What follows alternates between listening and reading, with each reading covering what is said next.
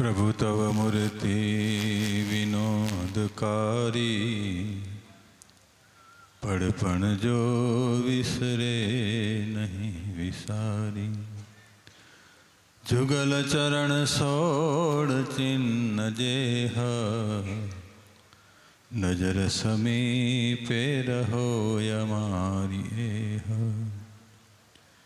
इष्टदेव भगवान श्री स्वामीनारायण निज मंदिर में विराजमान वाला वाला घनश्याम महाराज, वक्ता महोदय पूज्यपाद साधुगुण संपन्न पूज्यपाद नित्य स्वरूपदास जी स्वामी, अहीना मंदिरना कोठारी स्वामी श्री केशवचरणदास जी स्वामी, एनु समग्र संत मंडल, पूज्य बापू स्वामी, पूज्य नवतन स्वामी, देवनंदन स्वामी आदि तमाम ब्रह्मनिष्ठ संतो, दरेक वाला भक्तजन भाव थी जय स्वामीनारायण। आज विरसद गाम ज्यारथी स्वामी ज्ञानजीवनदासजी स्वामीना अहींया पगला पड्या त्यारथी आ गाम खूब भाग्यशाળી અને ધન્ય ભાગ્ય બની ગયું છે। એમાં આજે સ્વામીની 50મી પુણ્યતિથિ નિમિત્તે આટલું સરસ મજાનું વિશાળ કાર્ય, 7 દિવસની કથા, અમારી કથાના વક્તા પૂજ્યપાદ નિત્ય સ્વરૂપદાસજી સ્વામી બહુ મહાન વક્તા છે।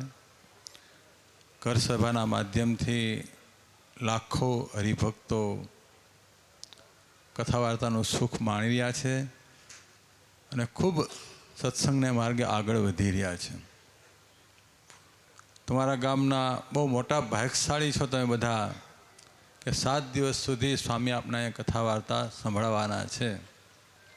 તો બધાએ સમય કાઢી અને આ ઉત્સવનો વિશેષ ને વિશેષ લાભ લેવો। પછી ગુણસાગર સ્વામીનું સમગ્ર સંત મંડળ 1 વર્ષ ઉપરાંત થયા દેશ વિદેશમાં જઈ અને આ ઉત્સવ માટે ખૂબ મહેનત કરે છે, ખૂબ દાખલો કરે છે।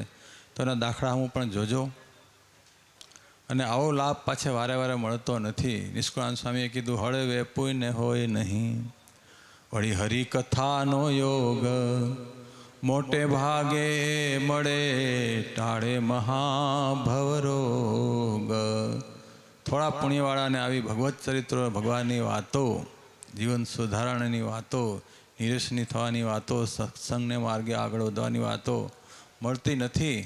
બહુ જાજા જન્મને જ્યારે પુણ્ય ઉદય થાય ત્યારે આવો લાભ મળતો હોય છે। તો ગામના લોકોએ તો ખાસ લાભ લેવો, પણ આજુબાજુના વિસ્તારના જે હરિભક્તો છે એને પણ, કારણ કે સ્વામી જ્ઞાનજીવનદાસજી સ્વામી ખૂબ આ વિસ્તારમાં વિચરણ કરી, કાંઈ ત્યારે કોઈ પ્રકારના સાધનો નહીં, પગપાળા ચાલી, માથે પોટલા ઉપાડી અને ખૂબ ગારો ખૂંદી અને સત્સંગ કરાયો છે, હરિભક્તોને સુખ્યા કર્યા છે। તો સ્વામીના દાખલા હું પણ તમે બધા જોજો।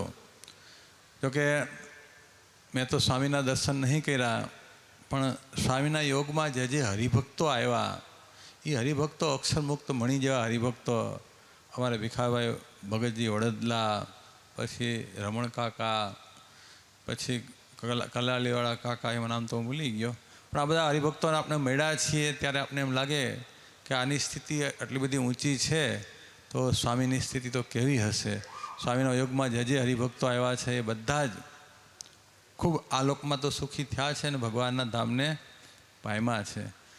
તો જોકે આ મંડળ કેશવચરણ સ્વામીનું મંડળ એ કંઈ ગુરુ પરંપરાનું મંડળ નથી, પણ તોય છતાં એ અહીંયા કોઠારીપણે રહ્યા છે। તો એના હૃદયમાં ભાવ થયો કે સ્વામીની 50મી પુણ્યતિથિ નિમિત્તે આપણે બધા ભક્તોને ભેગા કરી અને સ્વામીનું જે કાર્ય છે એને લોકો સુધી પહોંચે અને સ્વામીના આશીર્વાદથી જે જે હરિભક્તો સુખી થયા છે એ પણ રાજી થાય, એને પણ લાભ મળે, એવા ઉમદા ભાવથી અહીંયા સ્વામીનું મંડળ ઘણા ટાઈમ થયા સત્સંગ કરાવે છે।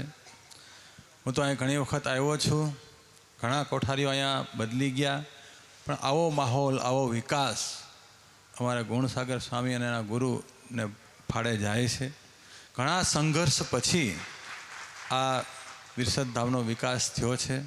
બસ હરિકૃષ્ણ મહારાજ લક્ષ્મણદેવને પ્રાર્થના કરીએ આ મંડળ દ્વારા ખૂબ આવા નવા કાર્યો થતા રહીએ અને આ ઉત્સવમાં જે જે હરિભક્તોએ તન મન ધનથી સેવા કરી છે એનું હરિકૃષ્ણ મહારાજ લક્ષ્મીનારાયણ દેવ સર્વ પ્રકારે મંગલ કરે એવી ભગવાનના ચરણોમાં પ્રાર્થના સાથે બધા ભક્તોને ભાવથી જય સ્વામિનારાયણ.